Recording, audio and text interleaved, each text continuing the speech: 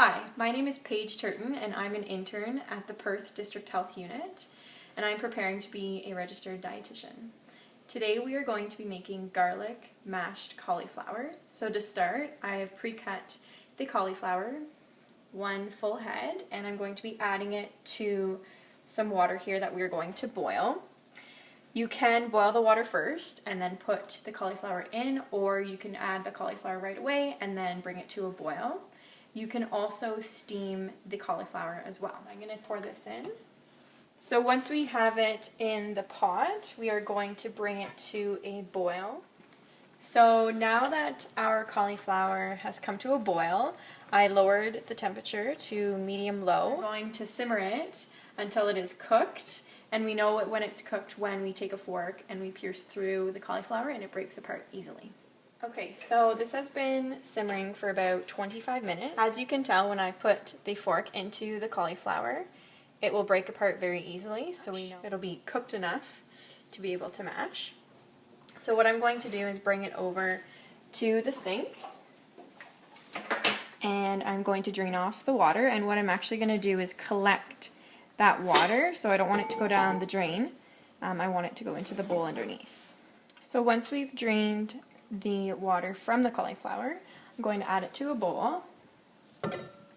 So now that we have our cooked cauliflower in our bowl, this is the time where we're going to add any spices or added ingredients that we would like. So today for the fluid, what we're going to do is add water back into the cauliflower.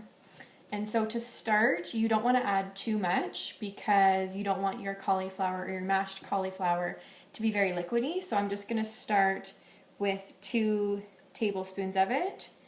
You can also add milk as well, if that's something that you'd like to add to your mashed cauliflower.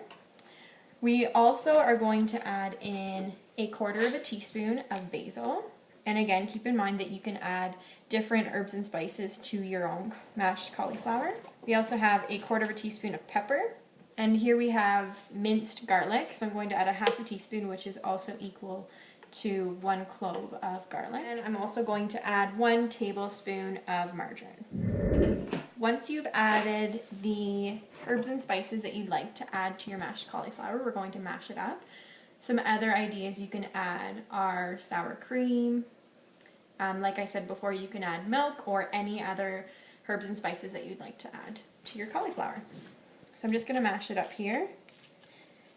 And you do, when you're cooking it, you do want to make sure that it's cooked really, really well, because it won't mash as easily if you don't cook it long enough. Depending on what your preference is, you can mash up the cauliflower so it's almost a pureed texture, or you can leave it chunky, just depending on what you'd like, what type of mashed cauliflower you'd like to create. So once you've mashed up your cauliflower, when you're dishing it out, you can add a topping of some green onion that I'm going to add to the top. Or another example could be cheddar cheese that you can melt on the top, or a dollop of sour cream, or plain Greek yogurt. Enjoy!